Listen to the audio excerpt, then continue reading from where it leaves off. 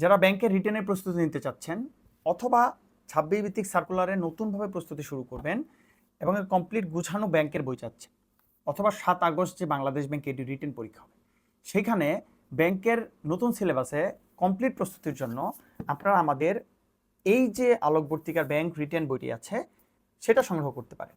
এই ভিডিওর মাধ্যমে আজকে আমি আমাদের এই বইয়ে কি কি জিনিস আছে সেই জিনিসগুলো দেখানোর চেষ্টা করব। প্রত্যেকটি জিনিস কিভাবে সাজানো আছে, কেন এই বইটি আপনি সংগ্রহ করবেন সেই জিনিসটা আপনাদের সামনে তুলে ধরব। এখানে ফোকাস রাইটিং আছে, সেটা কিভাবে লেখা হয়েছে, এখানে আর্গুমেন্ট রাইটিং আছে, ক্রিটিক্যাল থিঙ্কিং আছে। প্রত্যেকটি জিনিস আমি আপনাদের সুন্দর করে গুছিয়ে দেখানোর চেষ্টা করব। তো প্রথমে যদি আমি আপনাদের ফোকাস রাইটিংয়ের কথা বলি, আমরা ফোকাস রাইটিং শুরু করেছি একটা কমন ফরম্যাট দিয়ে। এই বইয়ে একটি কমন ফরম্যাট দেওয়া আছে কিভাবে একটি ফোকাস রাইটিং লিখতে হয়।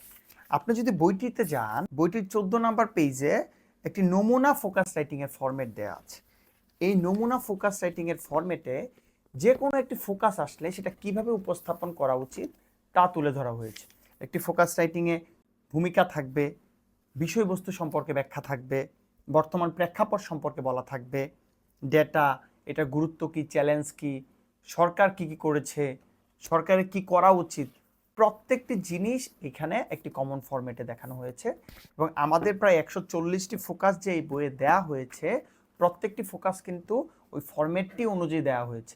দেখেন, পরীক্ষা হলে তো আপনি একটি বাংলা এবং একটি ইংলিশ ফোকাসই লিখবেন, আমরা কিন্তু সেভাবেই একটা ফরম্যাটে আপনাদের সাজিয়ে দেওয়ার চেষ্টা করছি। তারপর যদি আমি আসি আর্গুমেন্ট রাইটিং নিয়ে, আমাদের এখানে আর্গুমেন্ট রাইটিংয়ের প্রথমে ফরম্যাটটি আপনাদের দেখানো হয়েছে। আপনি যদি আর্গুমেন্ট রাইটিংয়ে এই বইয়ের 320 নাম্বার পেজে যান, তখন একটা কমন আর্গুমেন্ট কিভাবে লিখতে হয় একটা পরীক্ষায় আসলে সেই ফরম্যাটটা দেখানো হয়েছে। মজার বিষয়টা হচ্ছে এই যে ফরম্যাট দেখানো হয়েছে, এই আর্গুমেন্টের ফরম্যাটের পরই এক্স্যাক্টলি সেম ওয়েতে আর্গুমেন্টগুলো এখানে তুলে ধরা হয়েছে। তার মানে আপনি প্রথমে ফরম্যাট শিখবেন, তারপর জাস্ট আমাদের বইটা যখন রিডিং করবেন তখন আপনার ফরম্যাটটা আত্মস্থ হয়ে যাবে। তারপরে আসি নতুন syllabus, critical thinking and analytical reasoning. আমরা ক্রিটিক্যাল থিঙ্কিং এবং অ্যানালাইটিক্যাল রিজনিংও এই বইয়ে কিন্তু অ্যাড করে দিয়েছি। আমরা ক্রিটিক্যাল থিঙ্কিং এবং অ্যানালাইটিক্যাল রিজনিংয়ের জন্য টোটাল 15টি টাইপ দিয়েছি, যেটা রিটেনের জন্য গুরুত্বপূর্ণ। এটা মোটামুটি প্রিলি কভার করবে, 100% করবে না, তো 100% রিটেন কভার করবে। তো আমরা প্রথমে টাইপ বাই টাইপ ধরে চ্যাপ্টার ওয়াইজ বইটিতে সাজিয়েছি, একটা প্রবলেম দিয়েছি, ওই একই প্রবলেমে ইংলিশ এবং বাংলায় উত্তর করার চেষ্টা করেছি। অনেক জায়গায় আছে শুধু বাংলায় উত্তর, বলতে পারেন ভাই শুধু বাংলায় উত্তর করতেন, তো প্রশ্নটা তো বেসিক্যালি আপনি ইংলিশে আসবে। তো ইংলিশে আসার কারণে আমরা একটা ইংলিশে আনসার দিয়েছি এবং সেটারই বিস্তারিত বাংলায় উত্তর করেছি। এরকম প্রত্যেকটি প্রবলেম, তখন টাইপ চ্যাপ্টার 1-এ আমরা ধরেন 10টি প্রবলেম রেখেছি, প্রত্যেকটি প্রবলেম বাংলা এবং ইংলিশে সলিউশন আছে। একই সাথে ক্রিটিক্যাল থিঙ্কিংও আমরা একই সাথে বাংলা এবং ইংলিশে উত্তর রাখার চেষ্টা করছি, যাতে আপনারা সহজেই বুঝতে পারেন। আর্গুমেন্ট রাইটিংয়ের পর এই বইয়ে আছে প্যাসেজ। প্যাসেজে আপনারা যে ভুলটা করেন, যে আপনারা 9-10-এ প্যাসেজ পড়ে এসেছেন, আপনারা কি করেন, প্যাসেজে 1 লাইন 2 লাইনে উত্তর করে দেন। কিন্তু প্যাসেজে ভালো করার জন্য অবশ্যই 4 থেকে 5টি পয়েন্ট লিখতে হবে, কারণ প্রত্যেকটা প্যাসেজে নর্মালি 4 নাম্বার অথবা 5 নাম্বার থাকে। আমরা এখানে একটা বিস্তারিত প্যাসেজের উত্তর কীরকম হতে পারে, কীভাবে পয়েন্ট করে একটি প্যাসেজ সলভ করতে হবে, সেটা কিন্তু এখানে দেখানো হয়েছে। প্রত্যেকটি জিনিস তো আপনারা স্ক্রিনের বাম পাশে দেখতেই পাচ্ছেন। তারপর আমরা ফোকাস রাখার পর আমরা নতুন যে সিলেবাসে বাংলা গ্রামার রেখেছি, বাংলা গ্রামারে যে টপিকগুলো দেওয়া হয়েছে সবগুলো কভার করার চেষ্টা করেছি। আপনি ধরেন প্রিলিতে ধরেন বাংলা পড়েন নাই, সাপোজ আমি ধরে নিলাম, আপনি প্রিলিতে বাংলা না পড়লেও এইখানে আপনি যে কন্টেন্ট দেওয়া হয়েছে শুধুমাত্র এইখান থেকেও যদি আপনি বাংলা পড়েন, আপনার বাংলা 100% কভার করবে। আমরা এইভাবেই দেওয়ার চেষ্টা করছি। Same goes for English. ইংলিশের যে আমাদের নতুন সিলেবাস দেওয়া হয়েছে বাংলাদেশ ব্যাংক থেকে, যে subject verb agreement, verb, sentence, non finite verb, completing sentence, clause, প্রত্যেকটা জিনিস কিন্তু আপনি এখানে বিস্তারিত পাবেন।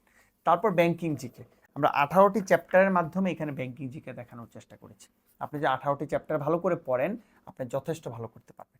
বইটি সংগ্রহ করার পর আপনি যদি আমাদের পেজে ব্যাংকিং জিকে আরও বিস্তারিত পিডিএফের জন্য নক করেন, আমরা আপনাদের দিব। কারণ এই বইয়ের দ্বিতীয় সংস্করণ নিয়ে আমরা কাজ শুরু করে দিয়েছি, যেটা 3 থেকে 4 মাস পর ইনশাল্লাহ চলে আসবে। অনেকে বলতে পারেন ভাই অনুবাদ কোথায়? অবশ্যই অনুবাদ আছে। আমরা অনুবাদগুলো প্রথমে অনুবাদের প্রশ্নটা রেখেছি, ধরুন বাংলা, তারপর ইংলিশ করে দিয়েছি এবং গুরুত্বপূর্ণ যে ভোকাবগুলো সেগুলো টেবিল আকারে আপনাদের জন্য দেওয়ার চেষ্টা করেছি। তারপরে আসে একটি মজার জিনিস নিয়ে, সেটা হচ্ছে ম্যাথ। এইখানে ম্যাথটা আমরা শেষ সময় সিদ্ধান্ত নিয়েছি যে অষ্টম, নবম এবং দশম শ্রেণীর ম্যাথ আমরা রাখবো।